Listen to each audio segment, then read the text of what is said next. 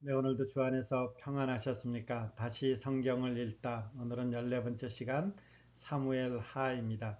사무엘 하는 하나의 이렇게 이야기입니다. 그렇기 때문에 여러분들이 성경을 읽어가는데 그 내용을 파악하는 데는 그렇게 문제가 없을 줄 압니다. 그래도 혹시 어려우시면 우리가 보는 성경이 개역 개정입니다. 개역 개정으로 읽지 마시고 새 번역본이 있습니다. 새 번역본으로 읽으시면 아마 이해하는데 조금 도움이 될 것입니다. 현대인의 성경보다는 새 번역본이 조금 번역이 그래도 매끄럽게 잘 된 것 같습니다. 그래서 저도 새 번역본을 같이 놓고 보거든요. 그래서 우리가 개역개정 성경 한 권 있으신 분들은 옆에 새 번역본 하나를 더 구입하셔서 같이 보시면 성경을 이해하는 데 도움이 될 것입니다. 사무엘하 시작하도록 하겠습니다. 사무엘하는 다윗과 관련된 얘기죠. 다윗은 예수 그리스도의 예표적 인물, 우리가 지난 시간에 한번 보았죠. 사무엘상을 통해서 사울이 실패했습니다. 사울의 실패가 뭐죠?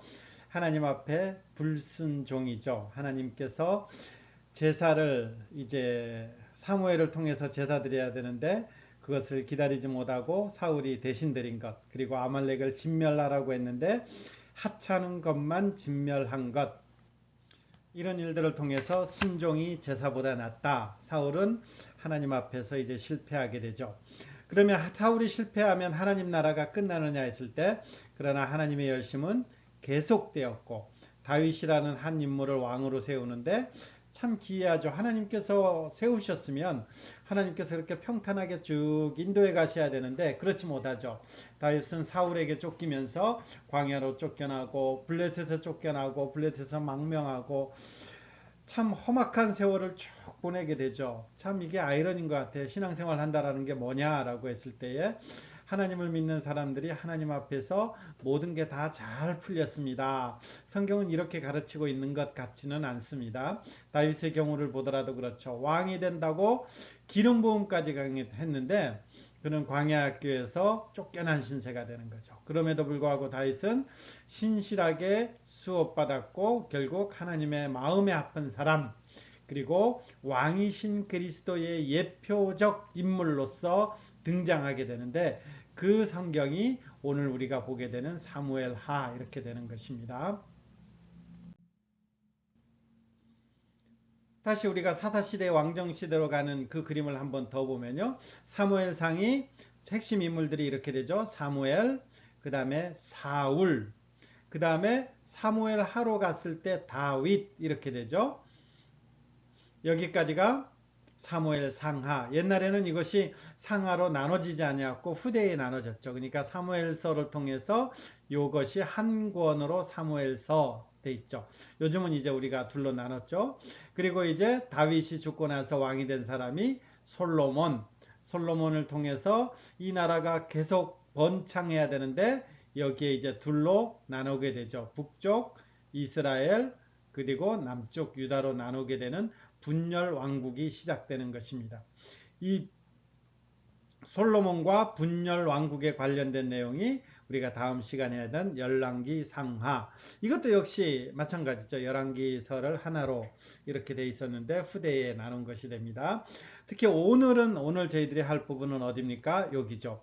사무엘 하와 관련된 부분은 전부 여기 다윗의 일생. 물론 다윗의 일생이 사무엘 상에서 사울 밑에서 쫓겨다니고 사울 밑에서 승전을 행하던 이런 어떤 내용도 있지만 사무엘 하는 전부 다윗에 관한 내용으로 채워져 있죠.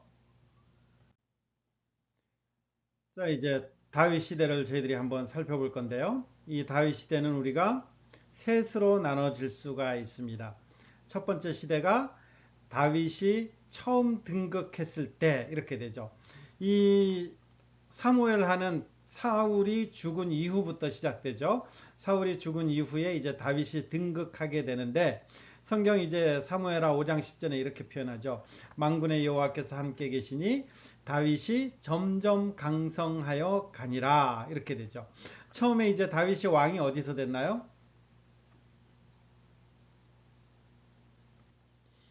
헤브론에서 이제 되었죠. 그래서 헤브론에서 보면 6년, 7년 6개월 동안 이렇게 다스리기 시작하고 이때는 이제 조그만 유다의 왕이죠. 조그만 유다의 왕이었는데 나중에 이스라엘 12지파들이 이제 다 이제 통합되면서 다윗에게 왕돼 주시기를 간구함으로 말미암아 간청함으로 말미암아서 다윗이 이제 통합 이스라엘의 왕이 되죠. 그래서 이제 이 예루살렘에서 다스리는 것이 약 33년 이렇게 되는 거죠. 앞에 헤브론에서 7년 6개월, 뒤에 이제 예루살렘에서 33년. 그래서 다윗은 40년 동안 통치했는데 처음 참 좋았죠. 여호와께서 함께 계시니 다윗이 점점 강성하여 가니라. 여기는 참 마음도 넓었던 것 같아요. 사울과 요나단이 죽으니까 어떻게 되나요? 오호라 두 용사가 엎드려졌도다 이스라엘의 영광이다 이렇게 표현하면서 참 애도하는 장문의 시로 이 사울과 요나단을 조상하기도 하죠. 이것은 사실 쉽지 않습니다. 아무리 성경의 인물이라 그래도 사울이 어떤 사람입니까? 다윗을 죽이려고 그렇게 악랄스럽게 했던 그 원수가 사울인데 사울이 죽었을 때 그 사울이 죽인 자를 오히려 처형하면서 이 슬픈 조가를 부르는 이 내용들이 나오게 되는 것이죠. 그러면서 다윗은 성공과 복을 누리는 이런 것들이 이제 되게 되죠. 그리고 이스라엘을 이제 예루살렘을 수도로 삼아서 이제 거기서 33년 동안 이렇게 다스리는 내용이 다윗의 전생애입니다. 처음은 좋았죠. 근데요, 다윗의 실패가 나오죠. 뭐 때문인가요? 우리가 잘 아는 밧세바 사건이죠. 밧세바가 모욕하는 것을 보고 거기에 간음하게 되고 그 남편을 죽이게 되고 죽음에 몰아넣게 되고 결국 이제 이러한 일들로 인해서 나단 선지자한테 지적을 받게 되죠. 성경은 뭐라고 표현하나요? 다윗이 행한 그 일이 여호와 보시기에 악하였더라 이렇게 표현하는 것입니다. 그래도 다윗이 우리가 위대한 것은 뭔가요? 시편을 통해서 이때의 나단 선지자를 통해서 지적하자마자 하나님 앞에 회개하고 하나님 앞에서 정말 애통해야죠. 그 애통해야 한 시들이 이제 시편에 보면 몇몇 시들이 등장하게 되는 것이죠.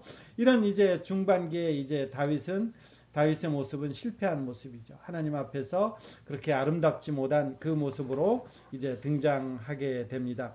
근데 다윗은 이 일로 인해서 하나님 앞에 회개했지만 그 대가는 사실 혹독한 것이죠.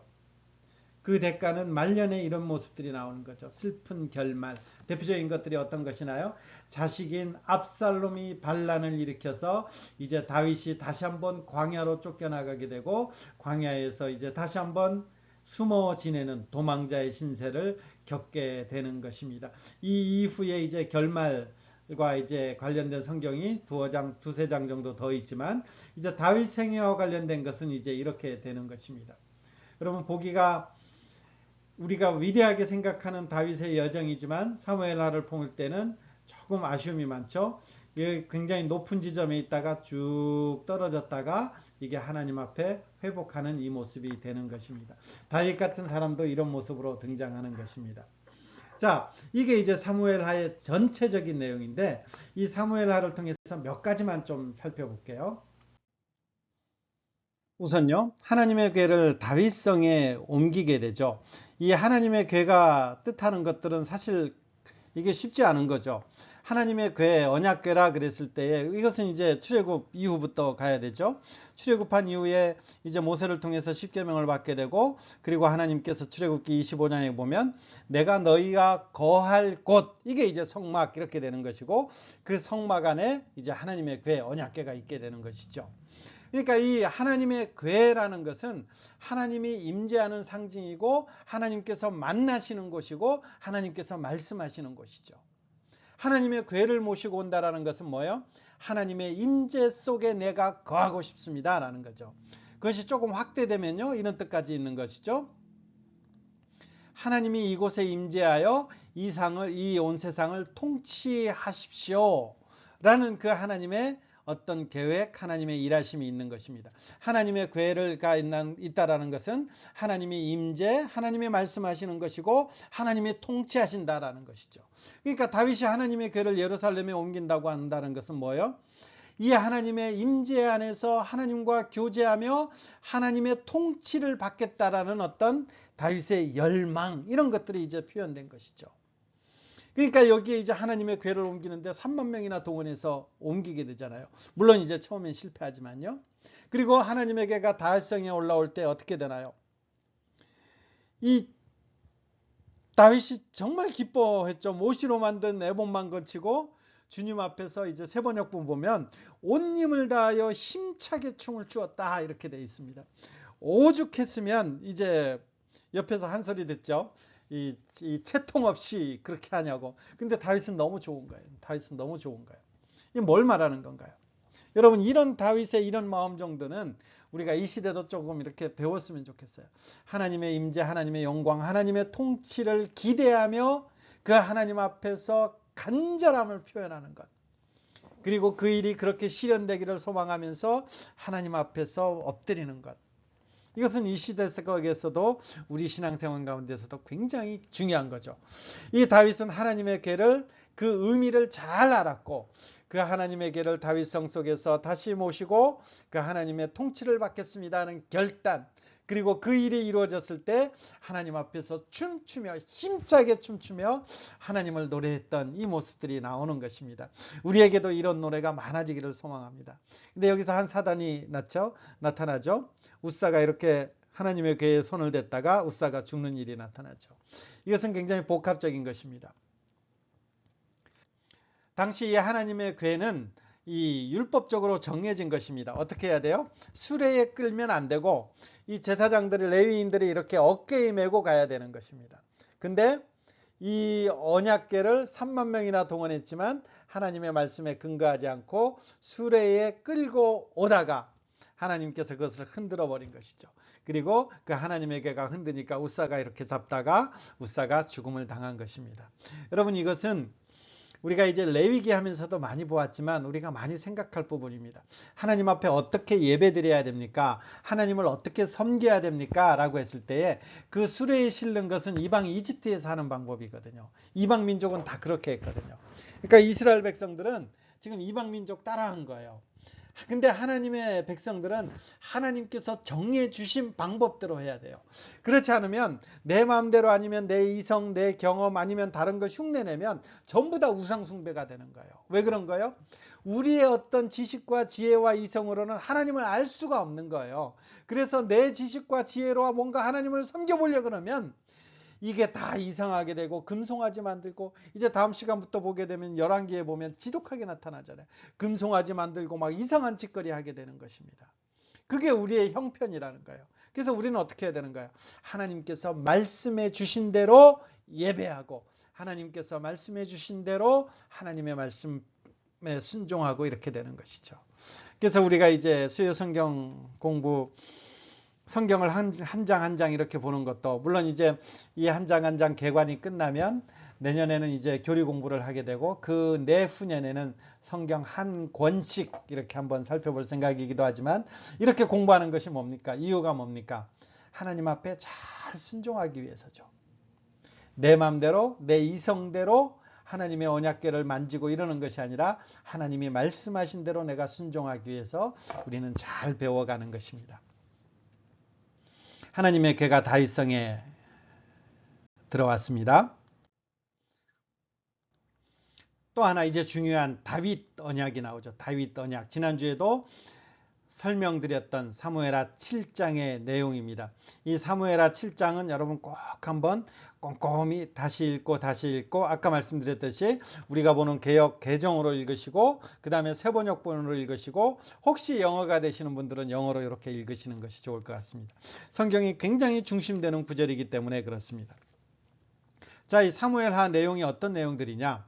이런 내용들입니다. 내가 너를, 다윗을 내 백성 이스라엘의 주권자로 삼고 내 이름을 위대하게 할 것이다. 땅을 차지하게 할 것이다. 네가 나를 위해서 집을 짓겠다고 하는데 아니다. 내가 네를 위해서 집을 지어줄 것이다. 왕권이라는 거예요. 이 집이라는 것은. 내가 너를 위해서 왕권을 허락할 것이다.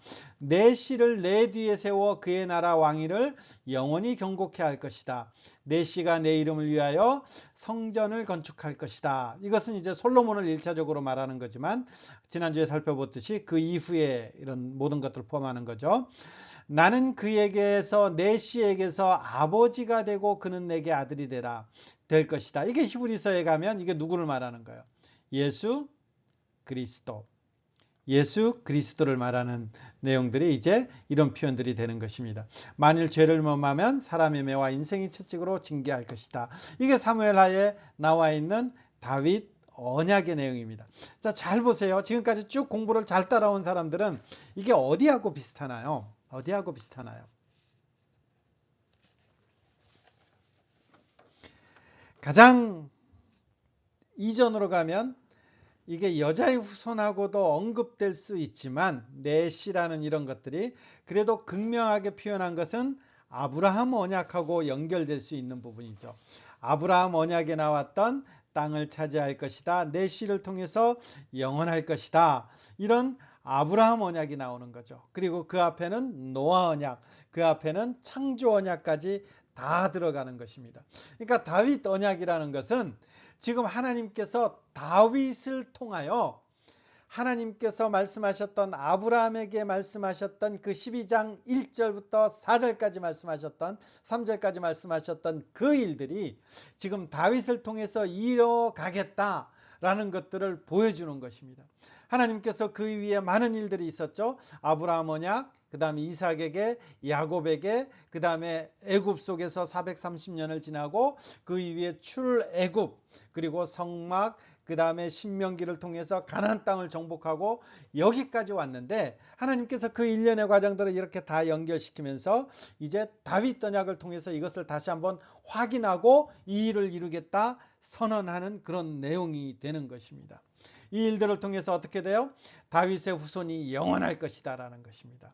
우리는 지난 시간에 살펴봤죠. 이 다윗의 후손이라는 것은 예수 그리스도를 말하는 것이고 이제 마태복음에 가면 이 다윗의 후손, 다윗의 족보로 오는 예수 그리스도를 통해서 이 말씀하신 이 내용들이, 이 모든 내용들이 다 성취되는 것들을 보게 되는 것입니다. 다윗도 이런 것들을 고백한 것입니다. 다윗도 물론 다윗은 우리만큼 알지 못했어요. 다윗은 이게 예수 그리스도를 말하는구나 이렇게 우리는 알고 있지만 다윗은 거기까지 못 갔죠. 다만 하나님께서 메시아를 통해서 어떤 후손을 통해서 이 일을 이루시겠구나 이런 것만 다윗 정도에서는 생각할 수 있었을 것입니다. 그럼에도 불구하고 다윗이 이 다윗 언약 이후에 다윗이 하나님 앞에 간구하는데 이렇게 되는 거죠. 주 여호와여 나는 누구이며, 이런 언약의 말씀을 들으면 이 기도밖에 안 나오죠. 내 집은 무엇이기에 나를 여기까지 이르게 하셨나이까. 주 여호와여 주께서 이것을 오히려 적게 여기시고 또 종의 집에 있을 먼 장래일까지도 말씀하셨습니다. 주 여호와여 이것은 사람의 법입니다. 이것은 모든 인류를 위한 대헌장입니다. 다윗은 이렇게 고백하는 것입니다. 그러니까 다윗하고 하나님하고 언약을 딱 맺은 거예요. 이 언약을 딱 듣고 났더니 다윗이 뭐라고 표현하는 거야? 야, 이것은 내한테 주어지는 언약이 아니고 미래에 포함해서 모든 인류에게 주시는 대헌장과도 같은 것입니다. 다윗은 이렇게 하나님 앞에 고백하고 감사하는 것이죠. 이게 나중에 맨 마지막에 다윗이 죽기 전에 마지막 말들, 유언은 아닙니다만은 마지막 말들을 할 때 이 표현들을 다시 한번 언급합니다. 이것은 이제 끝마무리에 다시 한번 보겠습니다. 여하튼 이 중심에 다윗 언약이 있다라는 거예요. 그리고 이 다윗 언약을 통해서 이어지는 그 이루실 여기에 왕권은 누구라고요? 예수 그리스도까지 이어진다라는 것입니다. 이게 선지자를 통해서 발전되었죠. 시편을 통해서 이사야, 예레미야, 에스겔, 스가랴를 통해서 쭉 나와 있는데 오늘 성경 한번 찾아볼게요. 에스겔 34장 이 말씀은 찾아보면 이 말씀이 어떻게 확대되었는가 한번 알 수 있는 것 같아요. 에스겔 34장. 에스겔은 이렇게 하나님 말씀 앞에서 잘 지내야 된다. 하나님의 말씀 앞에 순종해야 된다. 요새 주일날 저희들이 보는 말씀이 신명기지 않습니까? 가나안 땅에 들어가면 하나님 계명 잘 지켜라, 잘 지켜라 했는데 이 가나안 땅에 이스라엘 백성들이 잘 지키지 못하죠. 결국 이 다윗, 솔로몬 이후에 나라가 쫙 찢어지면서 열 왕들이 하나님 앞에 그냥 줄기차게 범죄하는 거예요. 그래서 하나님께서 어떻게 하나요? 이 이스라엘 백성들을 쫙 흩어버리죠. 그리고 남쪽 유다는요, 그들을 다 바벨론에게 포로로 잡혀갑니다. 에스겔은 이 포로로 잡혀간 포로 수용소에서 하나님께서 에스겔을 불러서 말씀하신 그 내용이에요. 그러니까 지금 듣는 사람들이 어떤 사람들이라고요? 하나님 앞에서 포로로 바벨론에게 잡혀간 그 사람들, 포로민들이 되는 것이죠. 34장, 에스겔 34장 1204페이지요. 여호와의 말씀이 내게 임하여 이르신다 해놓고서는 이스라엘 백성들이 이렇게 된 것은 뭐 때문이냐? 너희가 4절 보세요. 너희가 그 연약한 자를 강하게 아니하며 병든 자를 고치지 아니하며 상한 자를 싸매주지 아니하며 쫓기는 자를 돌아오게 하지 아니하며 잃어버린 자를 찾지 아니하고 다만 포악으로 그것들을 다스렸도다. 누가요? 목자들이. 그러면서 5절에 목자가 없으므로 이렇게 됐다라는 것입니다. 8절 보세요. 주의 여호와 말씀에 내가 나의 삶을 두고 맹세하노라. 내 양떼가 노략거리가 되고 모든 들짐승의 밥이 된 것은 뭐 때문에요? 목자가 없기 때문이다. 내 목자들이 내 양을 찾지 아니하고 자기만 먹이고 내 양떼들을 먹이지 아니했다라는 것입니다. 목자가 없기 때문에 이스라엘 백성들이 막 흩어졌다라는 것입니다. 그러니까 하나님이 10절에 보면 내 양떼를 그들의 손에서 이제 찾는데 11절 주 여호와께서 이같이 말씀하시니라 나 곧 내가 내 양을 찾고 찾는다라는 것입니다. 그래서 내 양을 찾고 찾아서 어떻게 하느냐면 12절에 보면 내 양을 찾아서 13절에 보면 모아서 14절에 보면 좋은 꼴을 먹이고 그 우리를 이스라엘 높은 산에 시온산을 말하는 거죠. 그러니까 하나님께서 이제 내 양을 찾고 찾아서 그들을 다시 모아서 이스라엘 시온산으로 드리겠다라는 것입니다. 어떻게 해요? 이제까지는 목자가 없음으로 인해서 그런데 15절 보세요. 내가 친히 내 양의 목자가 되어서 그것을 이루겠다라는 거죠. 하나님이 친히 목자가 돼서 이루겠다라는 거죠. 근데 앞에 목자들은 어떻게 되나요? 그들은 아픈 자를 싸매지도 않았고 찾지도 않았는데 이 친히 목자가 됐을 때는 이렇게 되는 거죠. 16절 비교해 보세요. 그 잃어버린 자를 내가 찾으며 앞에는요 찾지도 않았다라는 거죠. 쫓기는 자를 내가 돌아오게 하며 앞에는요 내버려뒀죠. 상한 자를 내가 싸매주며 병든 자를 내가 강하게 한다. 이렇게 되는 것입니다. 하나님께서 이렇게 되는 것이죠. 하나님께서 고치고 상하게 한 자 싸매고 이렇게 하면서 회복시킨다라는 것입니다. 그러면서 22절 보세요. 그러므로 내가 내 양떼를 구원한다. 누가요? 하나님이 내 양떼를 구원한다라는 거죠. 근데 이제 그 본문 그 방법 잘 보세요. 내가 한다 그랬는데 내가 누구냐? 23절. 내가 한 목자를 그들 위에 세워 먹이게 하겠는데 그 목자가 누구냐면 그는 내 종 누구라고요? 다윗이다. 23절 밑을 쫙 그어 보세요.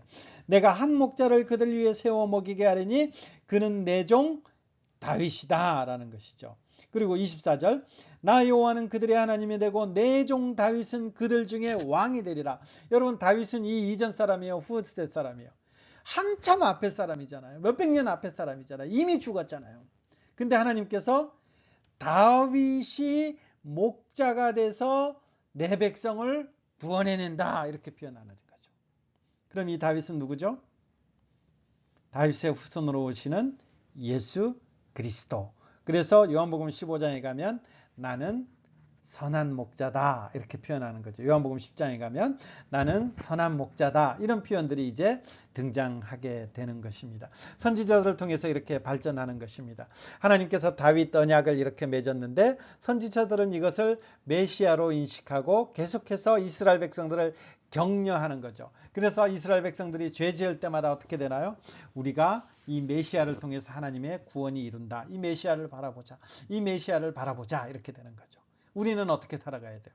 그들은 메시아를 바라봤지만 우리는 메시아가 오셨으니까 오신 메시아를 믿음으로 순종함으로 살아가게 되는 것이죠.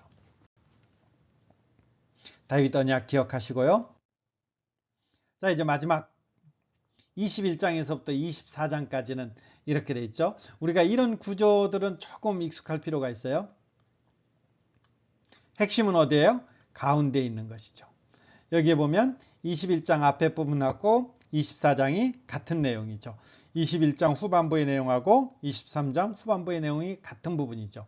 그러면서 여기에 중간에 있는 내용들이 이제 핵심을 이루는 거죠. 중간에 다윗이 하나님 앞에서 회고록과 같이 자신을 향해서 돌아보게 되는데, 이 돌아보는 내용이 하나님의 은혜를 기억하며 하나님의 언약에 신실하신 하나님을 찬양하는데, 뭐라고 찬양하느냐 하면 미래의 왕에 대한 소망으로 찬양 끝맺는다라는 것입니다. 이거 한번 볼게요. 제가 세번역본으로 볼게요. 23장 보세요. 사무엘하 23장. 이것이 다윗이 마지막으로 남긴 말이다. 이게 유언은 아니에요. 열왕기 하에 가면 열왕기 상에 가면 이제 유언이 말씀이 다시 나오니까요. 이새의 아들 다윗이 말한다. 높이 일으켜 세움을 받은 용사 야곱의 하나님이 기름 부어 세우신 왕 이스라엘에서 아름다운 씨를 읊은 사람 없는 사람이 말한다. 자신을 말하는 거죠. 이제 내가 고백한다라는 것입니다. 주님이 영이 나를 통하여 말씀하시니 그의 말씀이 나의 혀에 담겼다. 이스라엘의 하나님이 말씀하셨다. 이스라엘의 반석께서 나에게 이르셨다. 모든 사람을 공의로 다스리는 왕은 하나님을 두려워하면서 다스리는 왕은 구름에 끼지 않은 아침에 떠오르는 맑은 아침 햇살과 같다고 하시고 비가 온 뒤에 땅에서 새싹을 돋게 하는 햇빛과도 같다고 하셨다. 이 하나님께서 말씀하시는 이 진실된 왕이라는 것이죠. 그러면서 5절 진실로 나의 왕실이 하나님 앞에 그와 같지 않은가. 나의 왕실이 그와 같지 않은가. 4절 말씀이 나의 왕실을 통해서 이루어지고 있지 않는가 라는 거죠. 여러분 이때는 사실 다윗이 굉장히 초라할 때예요. 다윗이 이제 늙고 그 다음에 여러 실패를 경험했죠. 밧세바를 범함으로 실패를 경험하고 자기 자식들이 서로 강간하고 거기에 죽이고 나중에 압살롬이 배반하고 또 압살롬이 죽고 막 이런 일들이 일어나는 이런 상황 가운데서 이제 마지막 그럼에도 불구하고 하나님께서 자기의 그 왕권을 통해서 이루실 그것을 보면서 이렇게 표현하는 것입니다. 하나님이 나로 더불어 언약을 세운데 영원한 언약을 세우시고 만사의 아쉬움 없이 잘 갖춰주시고 견고하게 하셨으니 어찌 나의 구원을 이루지 아니하시며 어찌 나의 모든 소원을 들어주지 않으시랴. 무슨 내용인지 아시죠? 미래의 왕에 대해서 하나님께서 그 약속하셨기 때문에 하나님께서는 그 하나님의 왕권을 이뤄가십니다 하는 그 소망으로 말씀을 맺고 있는 것이죠. 그러면 이제 약간 좀 정리할 필요가 있어요. 이런 어떤 그 하나님의 왕권이 영원할 것이다. 다윗의 후손의 그 왕권이 영원할 것이다. 먼 처음 등장한 게 어디예요? 한나의 기도. 사무엘을 주셨을 때 한나의 기도가 등장하죠. 그리고 중간에 다윗 언약 사무엘하 7장을 통해서 등장하죠. 그리고 사무엘하 23장을 통해서 다윗의 고백을 통해서 이게 다시 등장하는 것입니다. 그러면 이것을 쭉 이어보면 사무엘하 전체적인 내용은요. 예수 그리스도의 예표적인 인물 다윗을 통해서 하나님 나라의 어떠한 모습들이 드러나는 것이고 그 하나님 나라의 그 드러나는 것의 실체는 예수 그리스도. 물론 그 당시에는 예수 그리스도인지 몰라요. 메시아를 통해서 이루어질 그 하나님의 왕권을 통해서 성취되겠구나. 이런 것들이 사무엘하에서 등장하는 것입니다. 이제 조금 더 앞으로 돌아가 보면요. 하나님께서 창세기 3장 15절에 여자의 후손을 통해서 구원하시겠다고 했는데 그 여자의 후손이 이제 누구를 통해서 나오는가요? 다윗의 후손을 통해서. 그리고 뭐로 나오는가요? 왕으로, 하나님 나라의 왕으로 등장하겠구나. 이것이 우리가 이제 여자의 후손이 어떠한 것인가 성경에 이제 이만큼 더 드러난 거죠. 처음엔 이만큼 됐다가 이만큼 이제 드러난 것입니다. 앞으로 점점 더 드러날 것이에요. 자, 이제 통일왕국 시대에서 사무엘, 사울, 다윗 하면서 사무엘 하가 끝나고 이제 열왕기에 가면 1장부터 11장까지가 이제 솔로몬 얘기죠. 솔로몬 얘기 후에 이제 분열 왕국으로 들어가는 내용들이 열왕기서 이렇게 됩니다. 그 다음엔 이제 역대기서인데 역대기서하고 열왕기서는 비슷해요. 근데 관점이 차이가 있습니다. 이것은 나중에 역대기 할 때 조금 더 살펴보기로 하고요. 이 부분들 이제 다음 시간에 조금 더 언급하도록 하겠습니다. 자, 오늘 다윗 언약 사무엘하 7장은 꼭 한번 다시 읽기 바랍니다. 네, 오늘도 복된 하루 속에서 쉼이 있는 그런 저녁 되시기를 소망합니다. 평안하십시오.